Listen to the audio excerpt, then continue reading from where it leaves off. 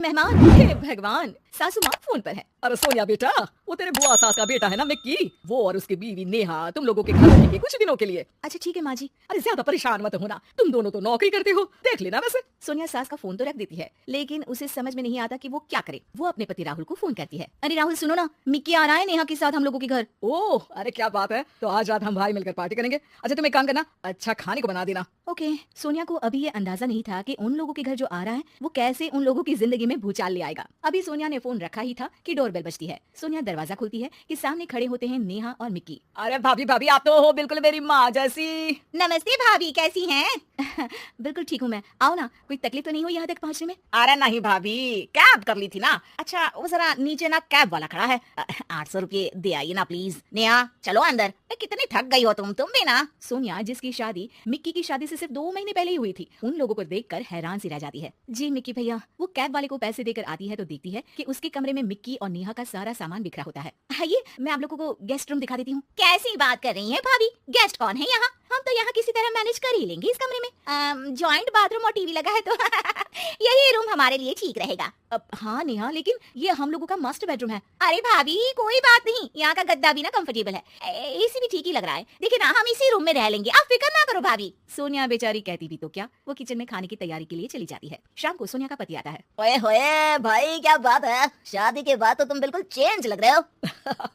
Mickey क्या बात है भाई, तेरे तो मजे है, कब तक है तू हमारे साथ? बस देख, सेटल होने आया हूँ। तू तो जानता है छोटे शहर में कितनी कमाई होती है। हाँ हाँ, यहाँ रहे आराम से काम ढूंढ। मैं तो कहता हूँ नेहा भी पढ़ी लिखी है, वो भी कुछ अच्छा कर सकती है। अब देखो सोनिया भी तो नौकरी करती है भाई, महानगर में तो गाड़ी तभी चलती है। मिक्की को भाई की बात जम जाती है। अगली सुबह। अरे ये मिक्की और नेहा कहाँ गए? कार लेकर गए हैं तुम्हारी, बोल रहे थे शाम तक लौटेंगे। हे भगवान, ये क्या मजाक है यार, कल बता देना चाहिए था उसको कि कार ले जानी है। मैं ऑफिस समय से पहले निकलता, अब ऑफिस कैसे जाऊंगा? मैं नहीं जानती, दिन का खाना ना बाहर खा लेना। मैंने ऑफिस में आज की लीव डाल दी है। सुबह से उन लोगों के लिए नाश्ता और खाना बना रही थी, अब हिम्मत नहीं कर रही है। शाम को दोनों घर आते हैं। सोनिया और उसके पति के कमरे में जाकर जोर जोर से टीवी लगा लेते हैं। वो आज ना एक सीरियल बहुत अच्छा आने वाला है, मैं कब से उसका इंतजार कर रही हूँ। अरे नहीं नहीं भाभी, आज नहीं, आज तो कौन गाएगा गाना का फाइनल है।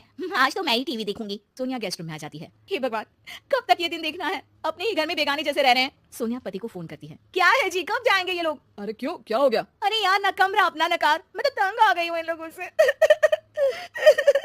कोई बात नहीं, मैं बुआ से बात कर लेता हूँ कि इन लोगों को किराए में कहीं कोई अच्छी जगह दिला दे। अरे डोंट वरी डार्लिंग। रहने दो, अच्छा नहीं लगेगा, कुछ दिन बाद बात कर लेना। सोनिया पति से बात करके सो जाती है, लेकिन शाम को जब वो किचन में जाती है तो किचन की हालत देखकर दंग रह जाती है। इतनी गंदी फैली रसोई किसने की? मेरे तो बस का ही नहीं इसे साफ करना। लेकिन यहाँ आया कौन था?